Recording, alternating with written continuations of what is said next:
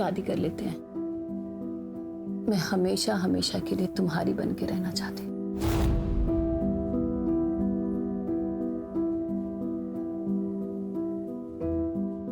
चल कर लेते हैं, पर तुम्हें आशीष को डिवोर्स देना होगा।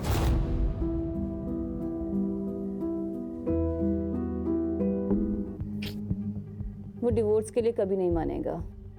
इसीलिए तो समझा रहा हूँ, जो चल रहा है उसे चलने दो। देखो मेरे पास अच्छी गाड़ी होती, अच्छा घर होता, अच्छी जॉब होती, तो तुम्हें आशीष के साथ रहने ही नहीं देता। मैं खुद ही बोल देता, लात मार के भगाओ इससे। मैं समझती हूँ जितेन, पर ऐसे छुप छुप के मिलने में तो खतरा है ना। अगर किसी दिन आशीष को पता चल गया तो तब की तब देखेंगे।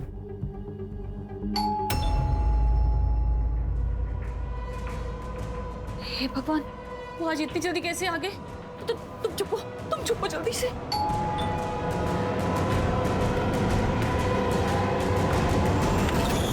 घंटी सुनाई नहीं देती क्या? कब से कंट्रोल करके खड़ा हूं।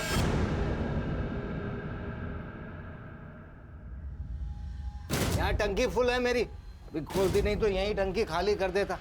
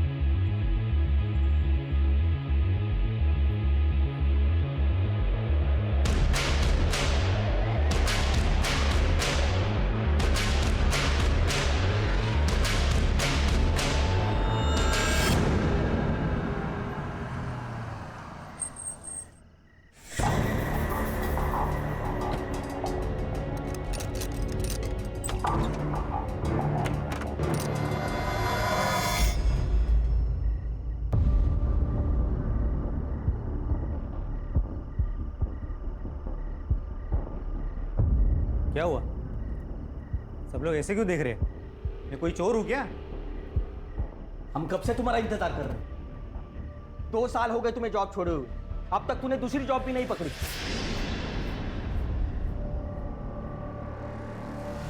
तुम्हें पता भी है 5 लोगों के परिवार के लिए कितना खर्चा आता है? देख, मैं अकेले इस घर का खर्चा नहीं उठा सकता। तो मैंने कब मना किया है?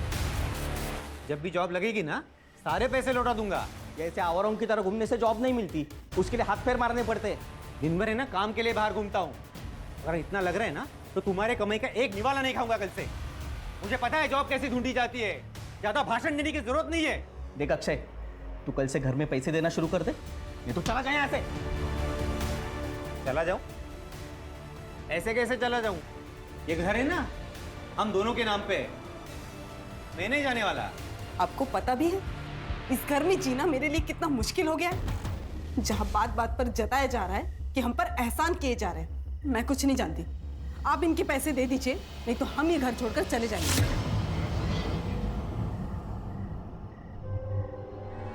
कोई कहीं नहीं जा रहा है।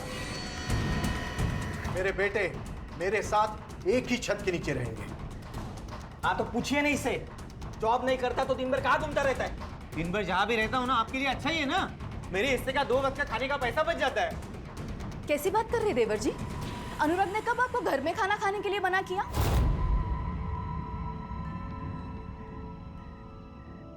तो फिर किसी को क्यों जानना है मैं दिन भर क्या करता हूँ, कहाँ रहता हूँ? पापा आप ना हमें हमारा हिस्सा दे दीजिए। बस, दोबारा मुझे ये बात नहीं सुननी।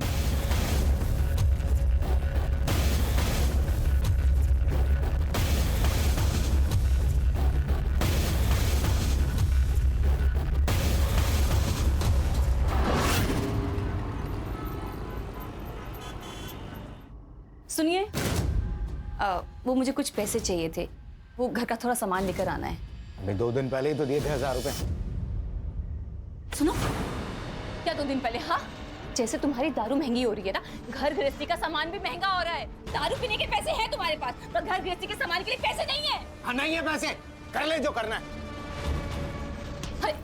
मैं तुम्हें जाने नहीं दूंगी। मुझे पैसे चाहिए, मतलब पैसे चाहिए। छोड़, छोड़।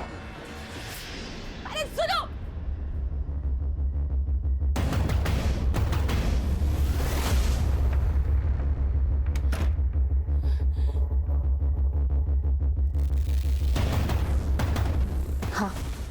वो अभी घर से बाहर निकला है। ठीक है।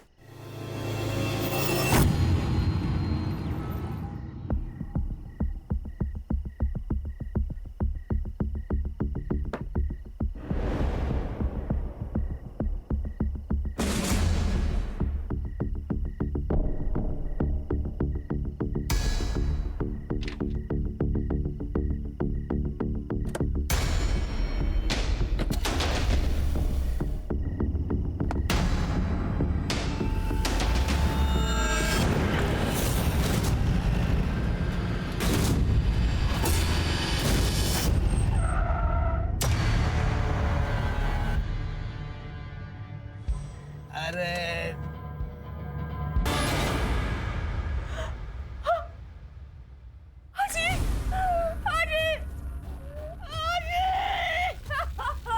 तृप्ति,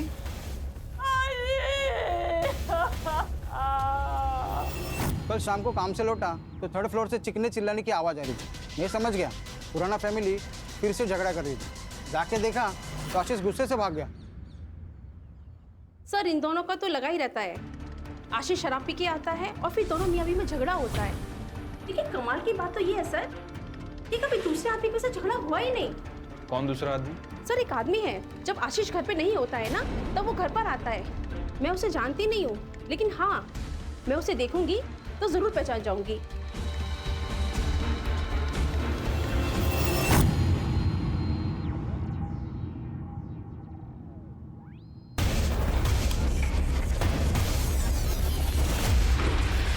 तो आपके हस्बैंड मिस्टर आशीष खुराना उस शाम को 7 बजे घर से बाहर निकले थे और फिर वापस लौटे ही नहीं। जी सर, हर दिन वो आधी रात को घर वापस आते थे।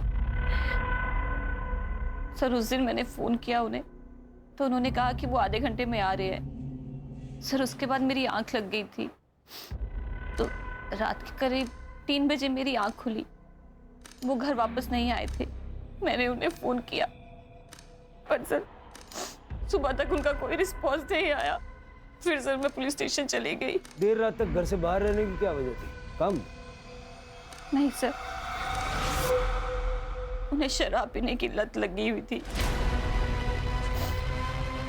शुरू में वो घर पर ही शराब पीते थे।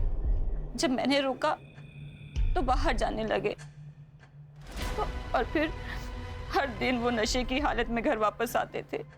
काम क्या करते थे वो? सर वो बैंक में जॉब करते थे। 2 साल से उनके पास कोई जॉब नहीं थी तो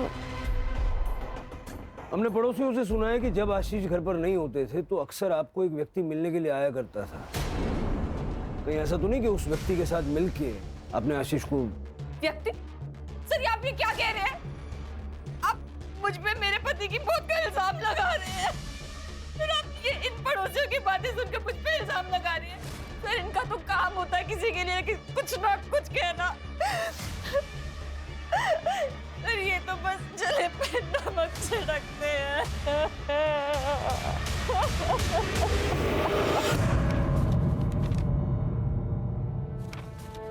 क्या इस आदमी को जानते हो? हाँ मैडम, यह आदमी तो कल रात को यहाँ पर बैठ के दारू पी रहा था। करीब 11:15 बजे ना वो यहाँ से निकल गया। अब अकेला था या इनके साथ कोई और भी था? नहीं, अकेला था वो। मुझे सीसीटीवी फुटेज चेक करना है। ठीक है, कर सकते हो।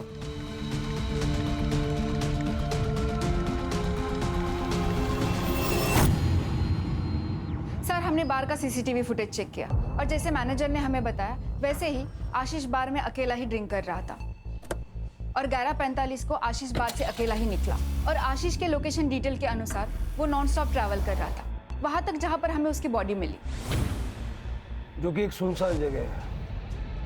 आशीष अकेला गाड़ी चला रहा था, इसका मतलब किसी ने रास्ते में उसे रोका और उस पर हमला किया। ये 12 तारीख की रात का मालजीपाड़ा का डंप डेटा निकल पड़ा। Yes sir. Sir PM report और फॉरेंसिक रिपोर्ट आ गई है। सर रिपोर्ट के हिसाब से उसकी मौत 12 तारीख की रात 12 से 13 तारीख की सुबह 3 बजे के बीच में हुई। मल्टीपल स्टैबिंग और एक्सेसिव ब्लड लॉस और सर उसके लंग्स में धुएं के ट्रेसेस नहीं मिले, मतलब कि उसे मारने के बाद जलाया गया। और सर फॉरेंसिक में कुछ खास नहीं है, उसकी कार में उसके अलावा किसी के फिंगरप्रिंट नहीं है।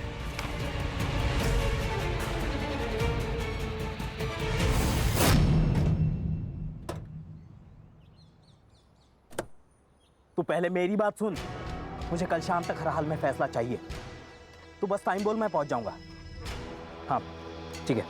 नागेश, कोणाशी बोलतोय? कहीं फिर से वही? आई तू कशाला घाबरते एवढं?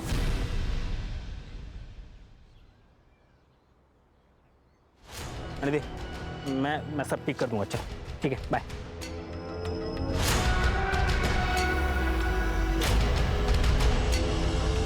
सर आशीष के कॉल रिकॉर्ड के हिसाब से उसे लास्ट कॉल किसी अक्षय संपत का आया था और बाहर से निकलने के 15 मिनट पहले तक वो उसी से बात कर रहा था।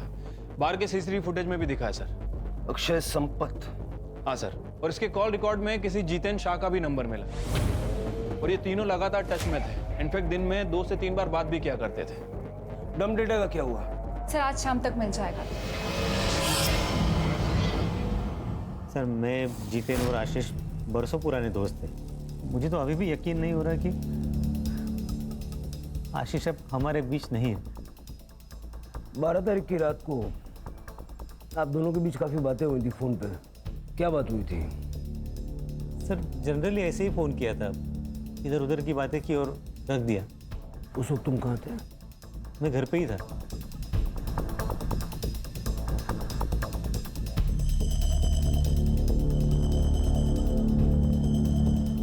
हाँ कदम, ठीक है सर। ये जितेन के पेरेंट्स का कहना है कि 13 अक्टूबर को वो सूरत गया था काम के सिलसिले में।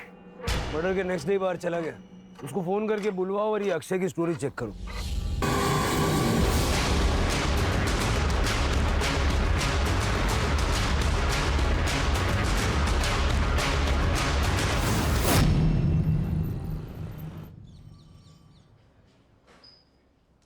झूठ क्यों बोला? जिस वक्त आशीष बाहर से बाहर निकला उसी वक्त तू भी अपने घर से बाहर निकला और फिर रात को 1:30 बजे तक तुम्हारा फोन स्विच ऑफ था। वो क्या है सर, मैं रात को अक्सर बाहर जाया करता हूँ। वो क्या है ना, मुझे पान खाए बगैर नींद नहीं आती। और रही बात मोबाइल की, तो मेरी मोबाइल की बैटरी डाउन हो गई थी सर, इसलिए स्विच ऑफ हो गया था। लेकिन मैं जैसे ही घर लौटा मैंने चार्जिंग पे लगाया और सो गया। कितने घंटे तक बाहर था? यही कोई लगभग 1 आध घंटा। पान वाले के वहाँ बहुत भीड़ थी क्या 1 घंटा लग गया? नहीं सर, वो क्या है, मैं पान खाने के बाद ड्राइव पे जाता हूँ। वो ट्रैफिक कम रहती है ना रात को। कौन से पान वाले के वहाँ गया था? चौराहे पान वाला सर। अक्षय साहब वो तो हमेशा आते रहते साहब। उस रात को भी करीब 12 बजे आए थे। तो मैं इतना यकीन कैसा है? उस रात उन्होंने मुझे 2000 रुपए का नोट दिया था। मेरे पास भी छुट्टा नहीं था, उन्होंने मेरे पे भरोसा कर लिया। वो बोले मैं रोज आते रहता हूँ, बाद में पैसे लेके जाऊंगा। ठीक है, थैंक यू। हाँ, अक्षय तो दिन रात घर से बाहर ही रहता है। घर में तो बस खाना खाने आता है। पता नहीं कौन से बिजनेस की प्लानिंग कर रहे हैं। हमारी तो छोड़िए, उसकी खुद की पत्नी भी परेशान रहती है। मतलब दिन भर वो काम की वजह से घर पे नहीं होता है। सालों से उसे पान खाने की आदत है, तो रात को 1-2 घंटे के लिए वो बाहर चला जाता है। सर पूरे घर का माहौल खराब करके रखा इसने। इसकी इन आदतों की वजह से हमने पूछना भी बंद कर दिया है। आप तो अक्षय की पत्नी है, आपको तो पता होगा ना कहाँ कितना वक्त गुजारते हैं आपके पति। सर मैं ज़्यादा कुछ पूछती नहीं हूँ उन्हें। जब तक वो आता है मैं सो जाती हूँ, इसलिए हम दरवाजे को लॉक भी नहीं करते, ताकि उन्हें जब भी आना हो रात को वो आ जाते। इसके अलावा सब कुछ नॉर्मल है। कदम, ये जितेन के घर के बाहर नजर रखने के लिए कांबड़े को भेजो। जैसे ही वो घर पे पहुंचेगा उसको सीधा पुलिस स्टेशन लेके आओ। Okay sir. आशीष की वाइफ सिमरन, उसका क्या हुआ? सर उसकी CDR चेक की, एक नंबर मिला है जिससे वो लगातार बात करती है। इंक्वायरी की तो पता चला कि उसकी बहन रश्मिका भल्ला का है। नॉर्मल बात है सर, लेकिन हर दिन घंटों घंटों बातें करना और एक ही दिन में 2-3 बार बात करना, ये थोड़ा अजीब नहीं लगता है? रश्मिका और सिमरन दोनों के CDR और लोकेशंस निकलवाओ। सर, और इसके पास और एक जली हुई बॉडी मिली है।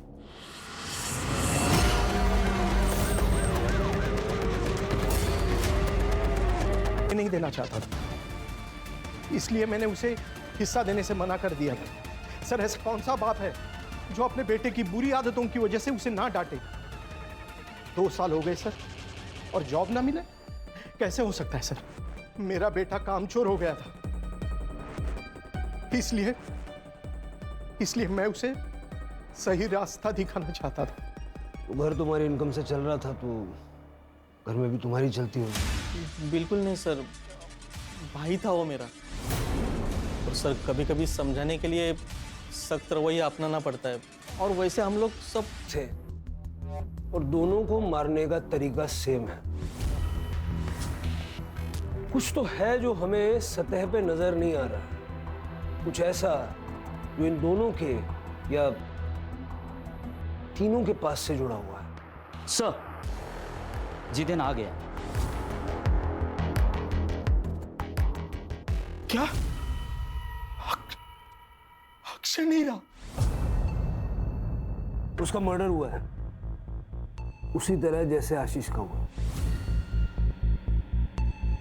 जब ये सब हुआ तुम कहां थे? सर, डायमंड के बिजनेस में हाथ आजमाना चाहता था।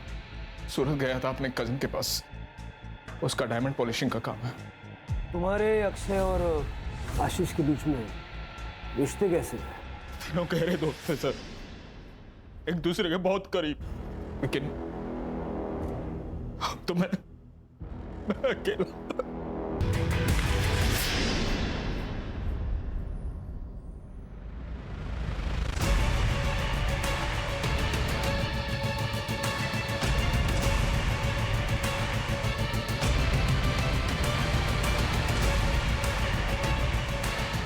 Hello please help me.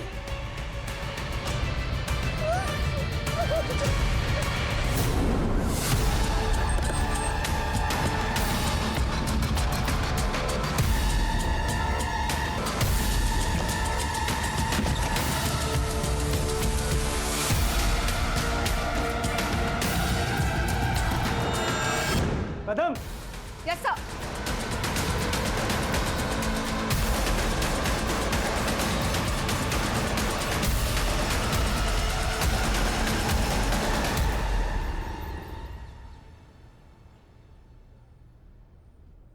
तुम्हारे साथ क्या हुआ था? किसने तुम्हारे साथ ऐसा किया? अक्षय अक्षय संपत ने किया। अक्षय संपत? मैम मैम मैं फंस चुकी हूँ, प्लीज मदद कीजिए। क्या यही है वो आदमी?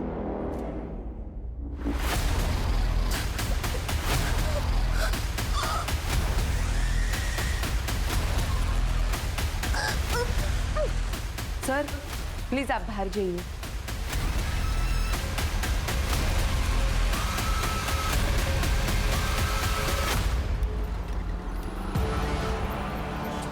पंद्रह अक्टूबर की सुबह हमें अक्षय की बॉडी मिली और पोस्टमार्टम के हिसाब से अक्षय की मौत को 12 घंटे बीत चुके थे। यानी 14 अक्टूबर की रात को ही अक्षय की मौत हो गई थी, तो वो 15 की सुबह प्रियंका का रेप कैसे कर सकता है?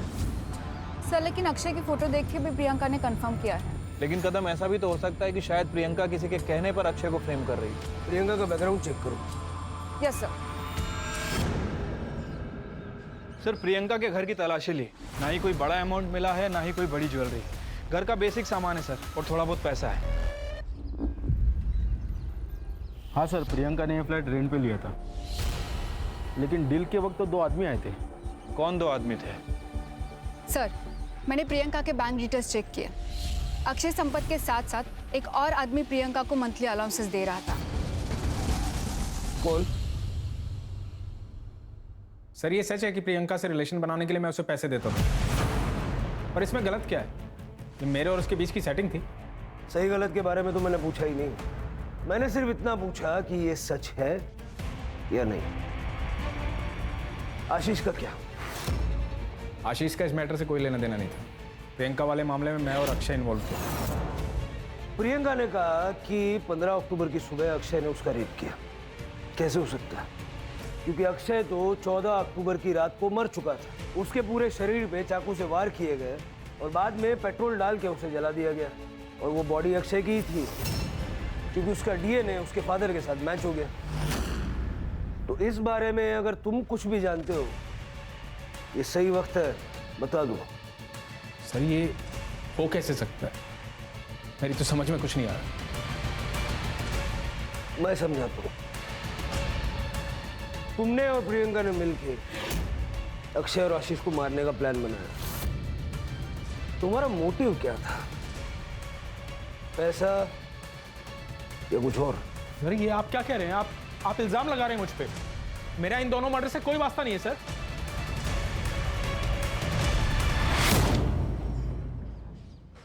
सर आशीष, जितेन और अक्षय, इन तीनों की दोस्ती के अलावा एक और कनेक्शन है इन तीनों से रिलेटेड। सर 3 साल पहले इन तीनों को एक बड़े स्कैम के चक्कर में पकड़ा था, लेकिन सबूत ना होने की वजह से इन्हें छोड़ दिया गया। मैंने उस केस के इन्वेस्टिगेशन ऑफिसर नचिकेत परब को बुलाया है। सर मैंने आशीष और अक्षय के मर्डर के बारे में पढ़ा।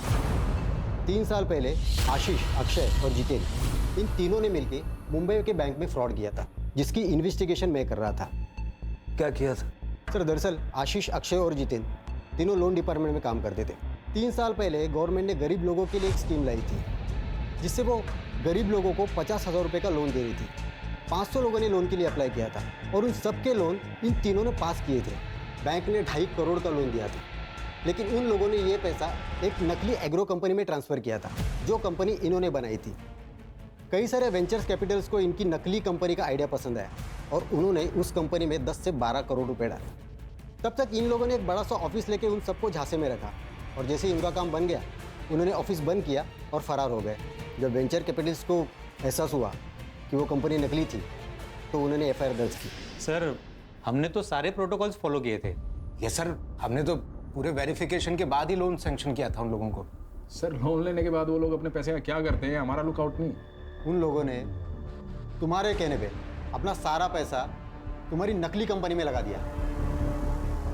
सर किस कंपनी की बात कर रहे हैं आप? सर आप क्या बोल रहे हो ना, कुछ समझ में नहीं आ रहा है। सर हमारे हाथ में कोई सबूत नहीं था, इसलिए केस को बंद करना पड़ा।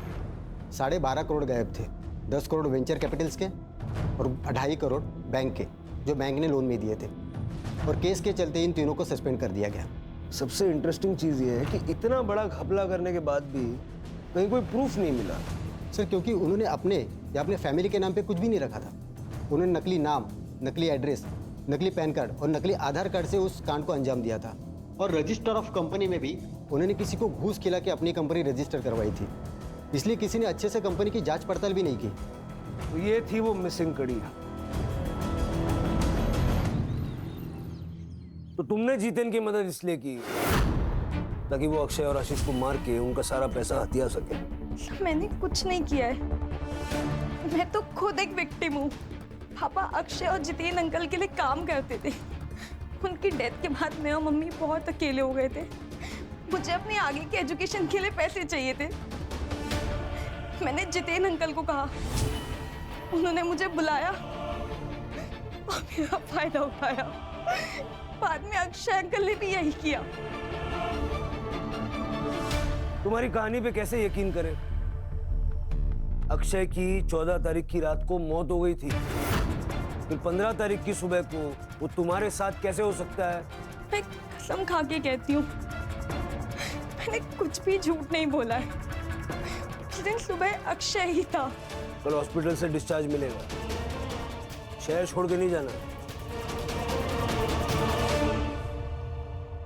ये जितेन अभी भी प्रियंका की बिल्डिंग में जाता है सर, और जिस दिन प्रियंका हॉस्पिटल में थी, ये उस दिन भी उस बिल्डिंग में गया था।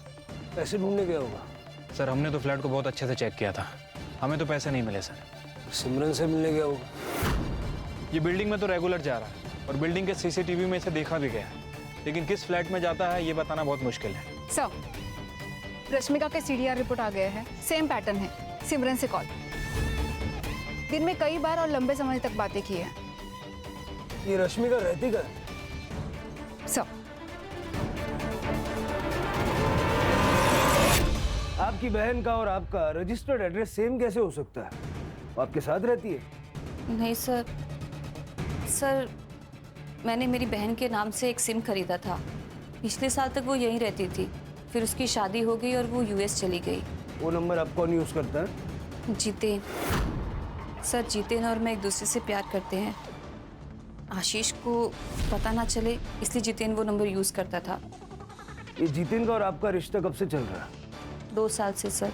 जब भी आशीष बाहर जाता था तो मैं जितेन को घर बुला लेती थी। इसीलिए आपने और जितेन ने कोर्ट में शादी के लिए रजिस्टर किया है? सर मेरी और आशीष की शादी तो 6 महीने में ख़त्म हो गई थी। आशीष को मेरे साथ रहने में कोई इंटरेस्ट नहीं था। उसकी शराब पीने की लत, रोज़ की लड़ाई सर मैं थक चुकी थी और इसी दौरान मुझे जितेन मिला और मैं जितेन से अट्रैक्ट हो गई। और इसीलिए आप दोनों ने मिलकर उसे रास्ते से हटा दिया ताकि आप दोनों आसानी से शादी कर सकें। नहीं सर, नहीं।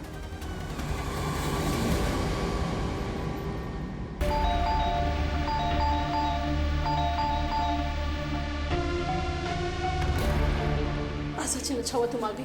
देखो ना बहुत स्मेल आ रही है, गेट भी नहीं खोल रहा है। मैं पुलिस को फोन करता हूँ। Hello hello police station.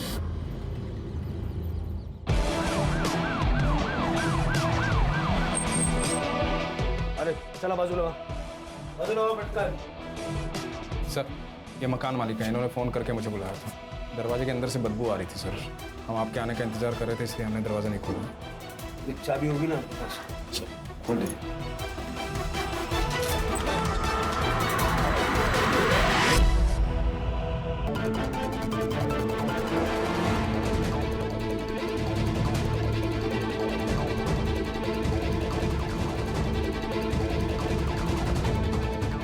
Sir ये सुसाइड नोट मिला है। पुलिस को सब कुछ सच बताने की बात थी। पुलिस मुझे ही मर्डर्स का जिम्मेदार मान रही है। जब पुलिस ही गलत इल्जाम लगाएगी तो मैं किसके पास मदद के लिए गुहार लगाऊं? मैं पूरी तरह निराश हो चुकी हूँ, इसलिए मैं अपनी जिंदगी खत्म कर रही हूँ। सर आशीष और अक्षय की मर्डर की इन्वेस्टिगेशन कहाँ तक पहुँची है? देखिए इन्वेस्टिगेशन अभी चल रही है, अभी कुछ कह नहीं सकते। आप लोग कुछ कहते ही क्या है सर? 2 लोगों का मर्डर हो चुका है और दोनों के ऊपर 12 करोड़ की लूट का इल्जाम है। एक लड़की ने सुसाइड कर लिया, चाहे तो आप उसको बचा सकते थे अगर आप अपना काम ढंग से करते तो, लेकिन आप लोगों ने ऐसी कोई कोशिश नहीं की। जवाब दीजिए सर। मैम अभी इन्वेस्टिगेशन चल रही है, जो भी अपडेट होगा हम आप लोगों को बता देंगे। प्लीज चलिए आप लोग। सर आइए। सर आप रात को सुकून की नींद कैसे सो पाते हैं जानते हुए कि आपकी वजह से किसी की मौत हो गई है? क्या आपको बुरा नहीं लगता इस बात का? जवाब दीजिए सर, हम सब जानना चाहते हैं इस बारे में। आप लोग प्लीज चलिए। लेकिन सर हमारे सवालों का क्या? मैडम आगे बात चला।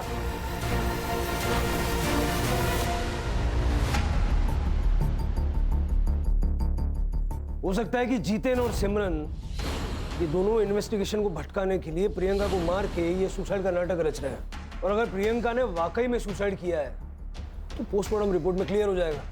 प्रियंका ने कहा कि अक्षय संपत ने उसका रेप किया, जबकि अक्षय तो एक दिन पहले ही मर चुका था।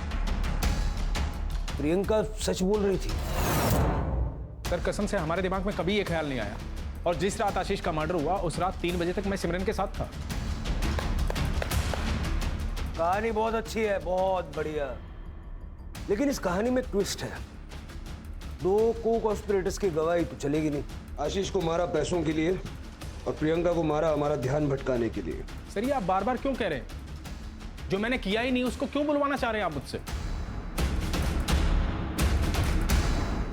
सर ये गोविंद संपत परिवार की हिस्ट्री चेक की है, पता चला है कि गोविंद की गीता नाम की भाभी है। ये गोविंद गीता को कुछ पैसे भी ट्रांसफर किया करता था और गीता का एक बेटा भी है, नागेश नाम है उसका। और गीता ने पनवेल पुलिस स्टेशन में उसकी मिसिंग कंप्लेंट भी कराई है। 14 तारीख से गायब है, 14 अक्टूबर से।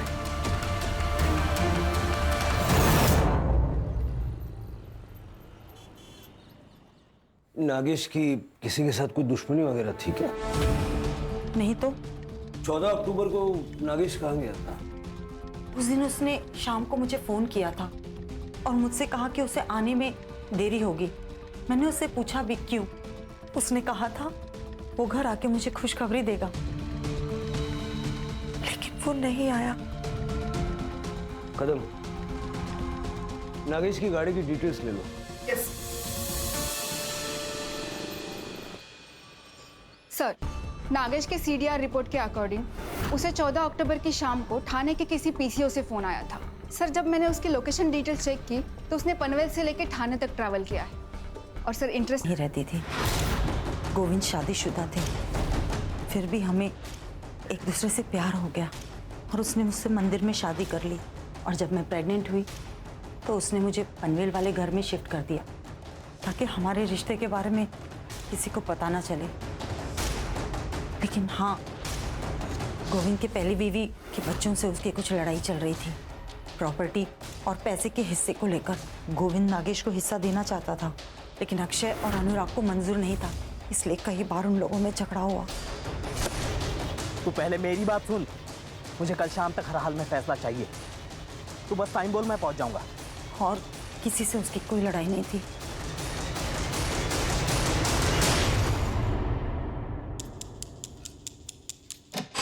मुझे ये बताओ 12 तारीख की रात को क्या हुआ था? सर मैंने आशीष को फ़ोन किया। आशीष, कल फिर से कोई नया बहाना बनाया तो तुम यही बोलोगे कि पैसे कहीं और छुपाए, वहाँ लेने जाना है। अरे तू टेंशन मत ले यार, एक काम कर, तू आज ही आ जा, मैं आज ही तेरे को दे दूंगा। तो तूने सोचा कि सारा पैसा तू ले लेगा? सर मेरे मन में लालच आ गया था। सबसे पहले मैं चौरसिया पान वाले के पास गया और इस बात का ध्यान रखा कि उसे याद रहे कि मैं उसकी दुकान पर आया था। मैंने उसको 2000 का नोट दिया और बोला कि छुट्टा बाद में ले लूँगा। उसके बाद मैं उस रास्ते पर निकल गया जहाँ से आशीष गुजरने वाला था। पीछे आशीष की गाड़ी आई, मैं उसका पीछा करने लगा। पैसा दे दे ताकि हम भी हमारी ज़िंदगी में आगे बढ़े, लेकिन वो हमेशा हमारी बात टाल देता था। अब ये अक्षय आशीष को कुछ नहीं बोलता था, मैं ही उसके पीछे पड़ा रहता था। मैं कहता था अरे जब पैसा है और उसे इस्तेमाल नहीं कर सकते तो क्या फायदा। मुझे नहीं पता था ये कमीना उसे मार देगा। तू भी कोई बड़ा दूध का धुला नहीं है, समझा ना? Control control. पैसा कहाँ छुपा है? सर ये सब करके मैं घर आ गया और पैसे गिनने लगा। तब मेरा भाई अनुराग, उसने मुझे देख लिया। मुझे उसे सब बताना पड़ा। तब अनुराग ने मुझे एक आइडिया दिया।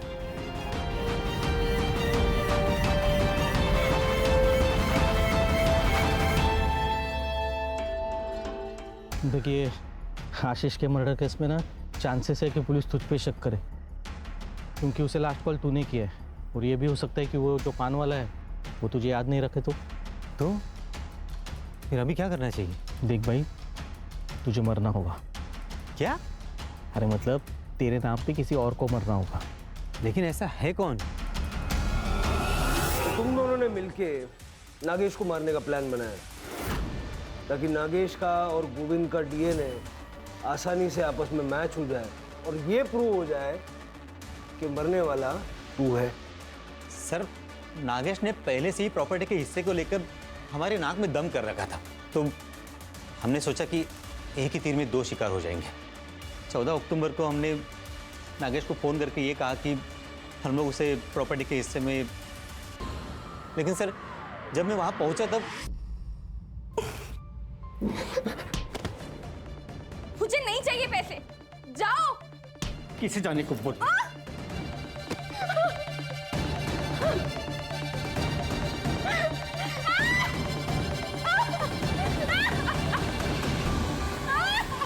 तब तक अनुराग ने पुणे में मेरे लिए टैक्सी ड्राइवर के जॉब का इंतज़ाम करके रखा था। तो मैं प्रियंका को उसी हालत में छोड़कर पुणे चला गया। वहाँ जाकर मैंने नागेश की गाड़ी बेच दी और नकली आधार कार्ड बनवाए। चार्जशीट बनाओ और वो अनुराग को ढूंढ के ले आओ। चलो।